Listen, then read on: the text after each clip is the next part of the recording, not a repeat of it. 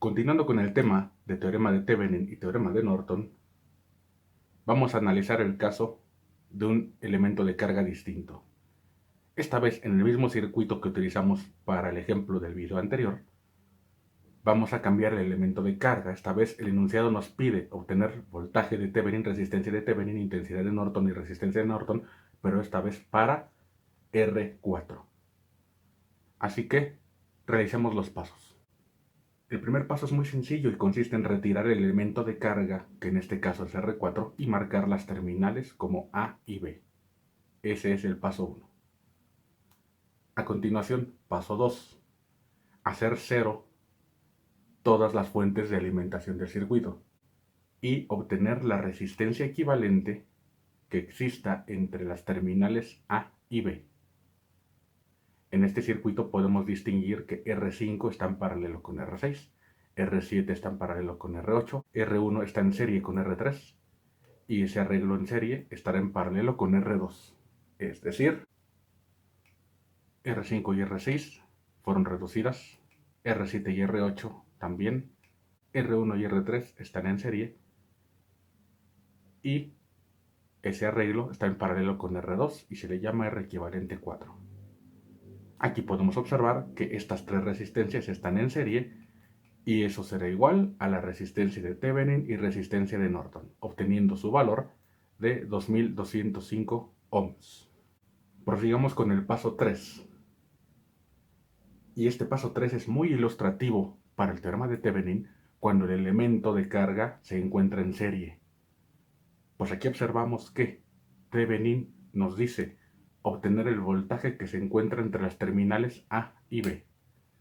Sin embargo, podemos notar aquí que al haber quitado el elemento de carga, al haber quitado a R4, no fluye intensidad de corriente en el circuito hacia R5, R6, R7 ni R8.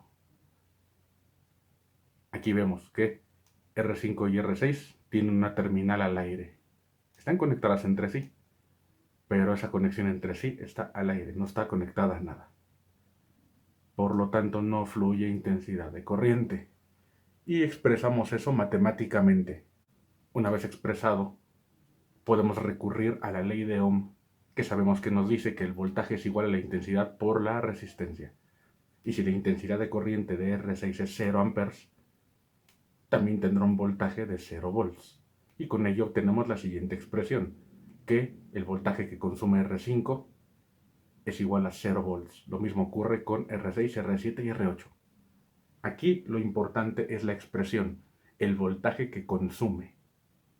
Si consume 0 volts, significa que no consume voltaje.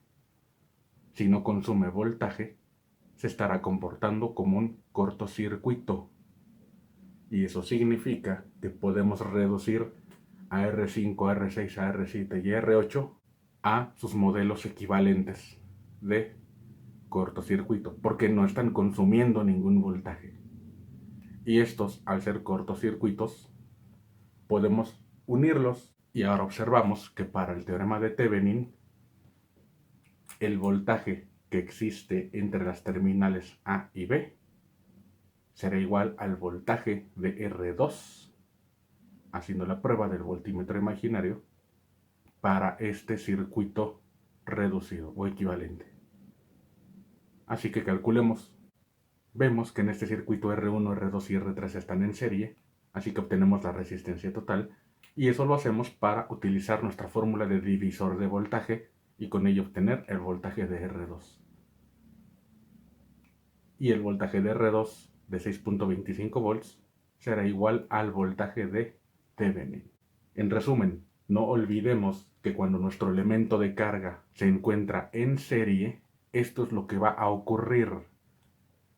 Al haber cortado la comunicación por retirarlo, los elementos que estén en serie con él, si no tienen ninguna otra comunicación, no fluirá corriente a través de ellos, no consumirán voltaje y se convertirán en modelo equivalente de cortocircuito, con todo lo que ello implique. Ahora, resolvamos para Norton. El teorema de Norton nos dice cortocircuitar las terminales A y B, es decir, obtener la intensidad que fluye de A a B en circuito cerrado. Así que cortocircuitamos A y B, y ahora la intensidad que fluye por aquí será nuestra intensidad de Norton. Nótese que este cortocircuito, por haber estado en serie y ya no en paralelo, este cortocircuito no provoca que se retire ningún elemento. Así que ahora para este circuito debemos obtener esta intensidad. Al reducir, realizamos este paralelo y obtenemos este circuito equivalente. Vemos que R equivalente 1 y R equivalente 2 estarán en serie y eso le llamamos R equivalente 3. Y lo colocamos aquí. Ahora R equivalente 3 estará en paralelo con R2. A ese arreglo lo llamaremos R equivalente 4 y lo colocaremos aquí. Finalmente vemos que R1, R equivalente 4 y R3 estarán en serie y eso conformará nuestra R total de este circuito. Y nuevamente con R total obtenemos la intensidad de corriente total del circuito. Al hacer diagramas de corriente vemos que aquí la intensidad total fluye por el único hilo, la única malla del circuito.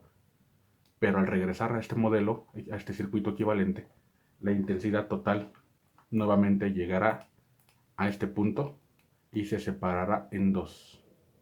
Así que podemos utilizar divisor de corriente y con ello obtener la corriente de R equivalente 3, donde esa corriente es la que fluye de A a B y será la intensidad de Norton. Así que solo nos resta hacer el divisor de corriente. Para nuestro divisor de corriente utilizamos la intensidad total, que es la que se va a repartir, multiplicada por la R total del arreglo que se está repartiendo esta intensidad, es decir, R equivalente 4, dividido entre la R total del hilo que estamos analizando, que deseamos, es decir, R equivalente 3. Y con ello obtenemos la intensidad de corriente que fluye en este segundo hilo, que será la intensidad de Norton. Esta vez para la comprobación utilizaremos la ecuación de voltaje de Thevenin entre resistencia de Thevenin será igual a la intensidad de Norton. Y utilizando estos valores calculados, obtendríamos un valor de 2.8344, etc. Lo cual es lo suficientemente cercano al valor que obtuvimos siguiendo el procedimiento, lo que nos indica que todos nuestros valores son consistentes y por lo tanto correctos.